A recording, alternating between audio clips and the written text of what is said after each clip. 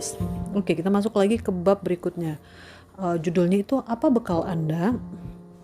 Nah, buku ini mengajak kita berpikir mendalam sejenak. Jadi Ipers bisa sambil mendengar juga sambil menjawab pertanyaan-pertanyaan ini. Karena ini semuanya bentuk pertanyaan. Nah, dulu kita sekolah untuk masuk dunia kerja atau bisnis. Bertahun-tahun kita sekolah gitu. Bahkan kita ada nambahin kursus, nambahin sekolah lanjutan untuk itu gitu. Lalu, apa yang sudah kita siapkan untuk pernikahan? Pernikahan tuh yang waktunya panjang banget. Apa sih persiapan kita? Bekal materi.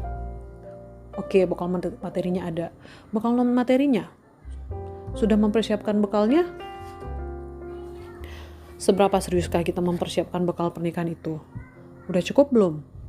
Sudahkah kita kalaupun sudah ada, sudahkah kita menambahnya lagi gitu? Banyak kata Mas Noveldinya, banyak teman atau saudara yang masuk gerbang pernikahan dengan bekal yang minim. Sudah berapa, lalu dia bertanya lagi nih, sudah berapa buku pernikahan yang kita baca? Buku komunikasi dengan pasangan? Buku tentang perbedaan karakter atau kepribadian? Buku tentang bedanya pria dan wanita? Seminar atau training, ceramah pernikahan yang kita hadiri?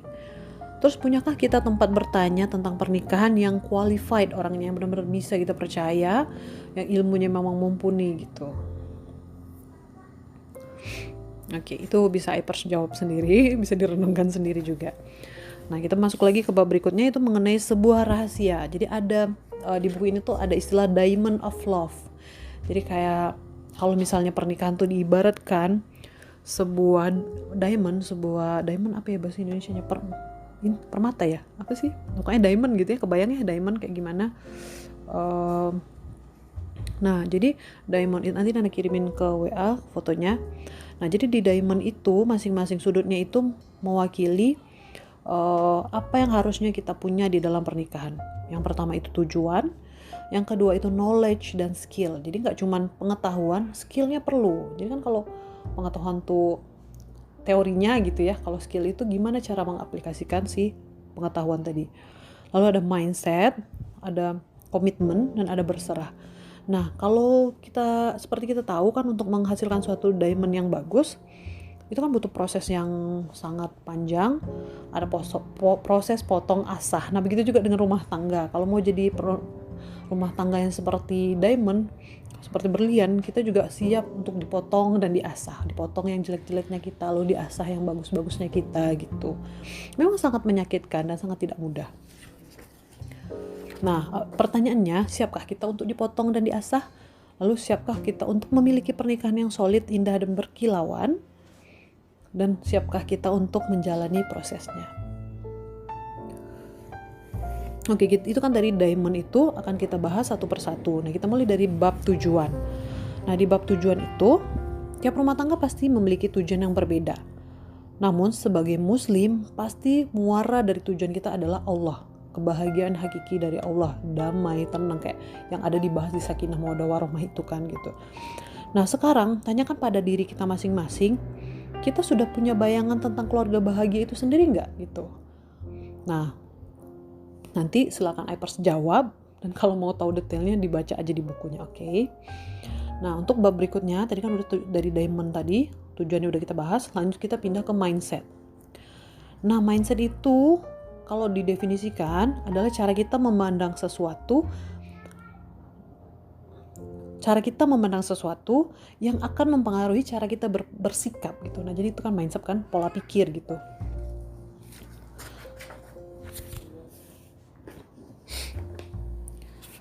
Nah, mindset apa yang kita miliki tentang kehidupan pernikahan? Sudah tepatkah? Sudah membangun kehidupan yang sehatkah mindset yang kita punya? Nih, Nana mau nambahin penjelasan dikit. Misal nih mindset, ada orang nikah karena memandang itu ibadah. Nah, kalau dia memandang ibadah itu benar ya mindsetnya, berarti dia siap fight for it gitu. Nah, tapi kalau orang yang misalnya mindset menikahnya, aku lari dari suatu masalah, ingin bahagia di pernikahan, menjadikan pernikahan solusi, makanya dia salah. Kenapa? Karena pasti dia tidak akan menemukan kebahagiaan dari situ gitu, karena dia harus berjuang dulu kan untuk mendapatkan kebahagiaan. Nah, jadi penting untuk membenarkan dulu mindset pernikahan kita. Nah, ini masih di bahasan mindset. do we plan our marriage? Apa kita sudah bikin planning untuk pernikahan kita? Misalnya kayak sebuah bangunan gitu. Bangunan aja tuh butuh rancangan sedemikian detail untuk menghasilkan suatu bangunan yang megah, misalnya bangunan Petronas gitu. Nah, sedangkan bagaimana kita mempersiapkan pernikahan kita? Sudahkah kita merancangnya? Nah, lucunya kalau kita kebanyakan nggak kita ya, nggak semua orang juga, cuman kebanyakan kan di masyarakat kita itu lebih sibuk ngurusin weddingnya daripada pernikahannya. Wedding itu maksudnya gimana? Wedding itu lebih ke acaranya gitu, kayak lebih sibuk vendor siapa, yang make upin siapa, pelaminannya siapa gitu kan. Itu kayak menghabiskan waktu berbulan-bulan. Padahal yang yang penting dibahas itu kayak visi misi pernikahan, nanti lokasi tinggalnya di mana, mau anak berapa, nanti misalnya kayak nafkahnya gimana, terus kayak ya hal-hal penting lah gitu, hal-hal yang lebih menjelaskan kehidupan pernikahan yang seharusnya gitu. Nah, kalau Nana alhamdulillah beruntung banget bisa melalui proses ta'aruf. Nah, kelebihannya ta'aruf kan kita juga punya proposal pernikahan. Nah, proposal pernikahan itu tuh udah kayak gambarin secara gamblang apa target kita ke depannya, apa yang kita nggak suka dan kita suka. Itu sangat-sangat membantu sih kalau menurut Nana. Jadi kayak kita udah punya pijakan dasar awal apa rancangan pernikahan kita ke depannya. Nah, mindset ini masih dalam bahasan subbab mindset. Itu untuk ini untuk pernikahan yang sudah berjalan gitu ya. Perlu lagi digali apakah hubungan saya baik-baik saja? Apakah yakin gitu. Nah, jadi di buku ini, di bab ini dijelaskan sama penulis, dia ada suatu kisah pasangan yang kelihatannya tuh baik-baik aja dari luar, tapi di saat digali, diajak ngomong terpisah suami istri ini, ternyata mereka sudah punya ancang-ancang tanggal mereka mau bercerai gitu. Nah, jadi gini, daripada kita sibuk mengatakan pernikahan kita sudah harmonis, lebih baik kita selalu melakukan evaluasi, mempertanyakan apakah benar ya pernikahanku sudah baik-baik saja, apakah pasanganku benar nyaman sama aku gitu. Lebih baik merasa pahit sekarang daripada menyangkal enggak aku udah harmonis kok gitu kan, ternyata meledak di kemudian hari gitu. Ternyata karena mungkin pasangan kita ngalah-ngalah terus aja sama kita gitu kan, tapi udah lama-lama dia nggak tahan terus akhirnya meledak, malah jadi masalah besar. Berikutnya, mindset yang perlu kita tanamkan di rumah tangga, hukum alam dalam pernikahan. Jadi satu hukum alam penting dalam pernikahan itu yaitu memberi. Kalau pengen rumah tangganya harmonis, lakukan 3 hal ini, yaitu memberi, dan memberi. Terus ada yang komen misalnya gini, enakan dong ntar kita yang memberi aja, melunjak dong, bukannya harusnya take and give ya, kayak menikah tuh harus take and give gitu, kalau kita beri kita dapat gitu ya. Nah, bukan berarti nggak boleh take and give, boleh gitu. Cuman yang ditanamkan di sini tuh pakai prinsip pertanian katanya gitu. Nah, prinsip pertanian tuh kayak gimana? Jadi sebelum panen kita harus menanam dulu. Jadi di rumah tangga tuh ya udah kita sibukin aja, kita nanam dulu benih-benih kebaikan kita itu gitu. Nah, di antara kayak panen, menanam benih hingga panen itu kan ada proses yang panjang juga tuh. Di antaranya ada proses menyiram, ada proses memupuk, dan ada proses menjaga dari hama. Kayak gitu juga pernikahan kita gitu. Habis kita tanam benih-benih kita tuh, kebaikan itu tuh kita jaga, kita rawat, kita jaga dari hal-hal buruk gitu kan. Nanti insya Allah suatu saat Allah akan kasih hasilnya gitu. Nah, memberi di sini bukan hanya berkaitan dengan materi gitu, jauh lebih luas ya, bisa kasih sayang, perhatian dan lain-lain. Nah, berikan waktu yang cukup untuk apa yang sudah kita tanam, jangan terlalu cepat menyerah. Nah, berikutnya mindset, masih dalam subbab mindset, berani bayar harganya gitu. Nah, jadi dalam pernikahan itu ada harga yang harus kita bayar. Apa itu harga yang harus kita bayar? Harga yang kita bayar itu adalah pain, rasa sakit. Pasti dong kalau setiap kita melakukan perbuahan, sama kayak orang mau punya otot gitu ya. Pasti dia kan latihan terus, itu kan sakit ya. Ototnya kan membesar gitu. Nah, sama dengan pernikahan, kita kan kalau butuh adaptasi, butuh kayak berubah, kayak bisa pasangan kita pun gitu ya. Jadi kita harus merasakan pain, itu harga yang harus kita bayar. Harga yang kita bayar itu pain, rasa sakitnya gitu. Nah, banyak ada 4 tipe orang dalam pernikahan. Ada orang yang mau berjuang, lalu yang kedua ada orang yang milih pasrah, ya udahlah pasrah aja gitu. Terus ada yang ketiga udah apatis. Nah, Nana pernah nih nemui pernikahan yang udah apatis gitu, kayak udah jalan masing-masing lah gitu, walaupun tinggal satu atap tidur sebelahan tapi udah nggak peduli gitu. Terus yang keempat ada yang akhirnya bercerai atau berpisah. Berikutnya tuh masih di subbab mindset.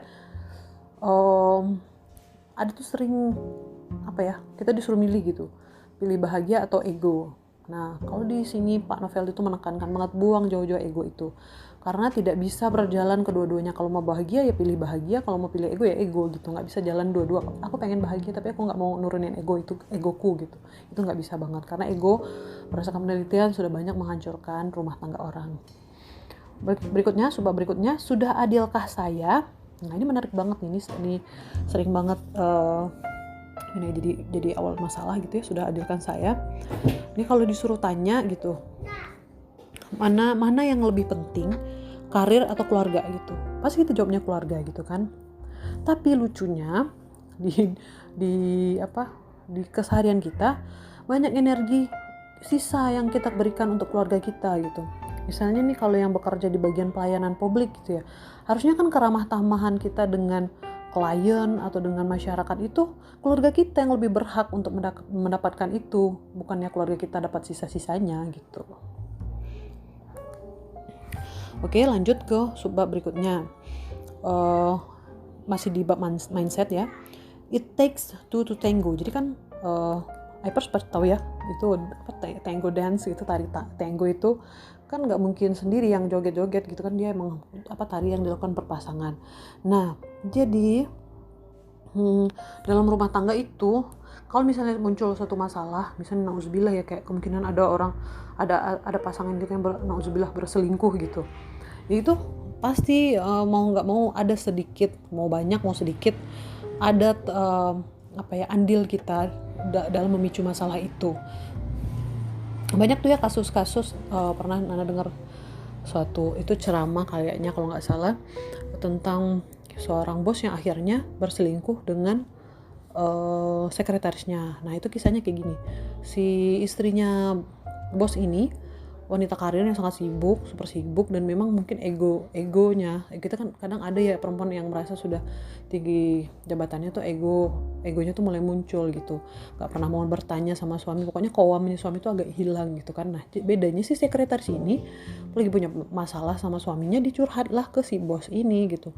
Nah, sering WA sama bosnya. Nah, si bos ini ngerasa menjadi orang yang penting bagi si perempuan, karena si perempuan ini dia nggak dapat itu dari istrinya, karena istrinya ngerasa hebat gitu kan.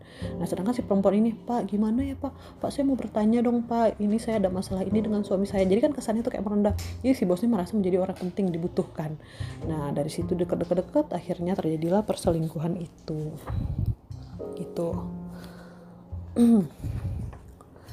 Berikutnya ada istilah masih di bab mindset, itu pembiaran. Nah, ini juga anak-anak pernah melihat, maksudnya orang yang mengalami ini gitu, seringkali terjebak dan akhirnya melakukan pembiaran kepada pasangan. Tujuannya misal kayak udah kesel nih sama sifat pasangan kita yang itu aja diulang-ulang, tapi kayak udahlah males dikasih tahu, nggak mau berubah gitu. Akhirnya kayak males menghindar dari konflik, daripada konflik gitu, daripada nggak enakan, udahlah biarin aja gitu kan, hingga satu titik jadi masalah besar sih yang dibiarin tadi gitu, bahkan bisa menyebabkan kehancuran rumah tangga. Makanya jangan pernah ada pembiaran gitu. Kalau misalnya kita emang gak suka, gak cocok dan tidak bisa ridho dengan sikap suami kita yang seperti itu, bicarakanlah baik-baik. Bukan berarti kita langsung marah-marah gitu ya, makanya pakai cara cantik dan bekali diri kita dengan knowledge dan skill untuk bisa mudah-mudahan merubah pasangan kita. Dan jangan lupakan kekuatan doa gitu ya.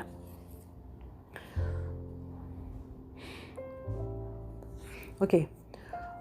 Ini ada quotes menarik untuk penutup bab mindset. Soulmate itu diciptakan, bukan ditemukan. Nah, kalau yang beredar di masyarakat itu kan kayak aku akhirnya menemukan soulmateku gitu kan. Nah, kalau di rumah tangga nggak bisa gitu. Di rumah tangga kita harus ciptakan soulmate kita gitu. Karena kan pernikahan itu perjuangan ya. Nah, ini kutipan terakhir untuk bab mindset. Nah, bab berikutnya semakin menarik. Tapi nggak mungkin detail, karena emang bedah buku tuh nggak membacakan buku ya, tapi membahas poin-poin penting kenapa buku ini harus dibaca gitu. Nah, di poin-poin berikutnya tuh ada kayak tentang layakkah pernikahan ini diperjuangkan, bertahan karena anak, jangan buru-buru memulai hubungan baru. Misalnya kalau pernikahannya tuh sampai ke hubungan cerai gitu ya, nauzubillah. itu bisa dibaca detail di bukunya. Nah kalau Nana berikutnya tuh lanjut ke bab knowledge dan skill. Nah untuk menghasilkan kue yang enak, misalnya melted di mulut gitu, lumer di mulut, itu kan butuh skill, pengetahuan. Kalau pasti yang bikin tuh nggak orang sembarangan, bisa kayak chef, dia pasti punya ilmu, pasti dia punya skill yang cukup.